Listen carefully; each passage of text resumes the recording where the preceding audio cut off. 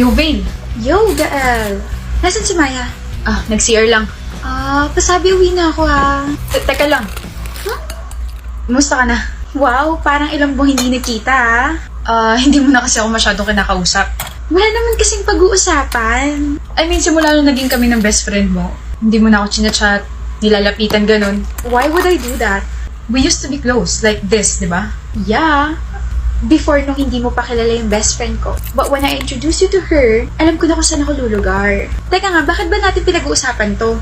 I was just thinking if hindi kami ni Maya ngayon, may chance kaya tayong dalawa. Stop. I miss you, Vane.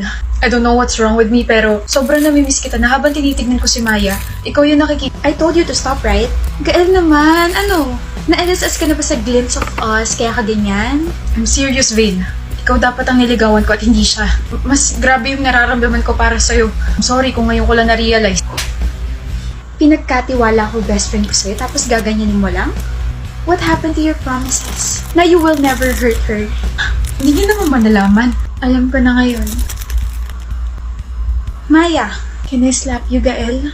What? Umalis ka na sa harap namin. Alis! Maya. Vale, ang sakit palang manampal. Mas masakit pa sa nararamdaman ko ngayon. I'm sorry. Dapat hindi ko na siya pinakilala sa'yo. It's okay. Tsaka hindi mo naman kasalanan na nagustuhan ka niya. Pero Vale, kung gusto mo siya, hindi ako magagalit. That's disgusting, Maya.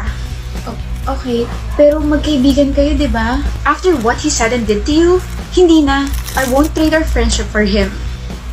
Thank you, Vale. Ilibre mo ka ng iced coffee. Kahit isang galon pa yan. Sabi mo yan, ha?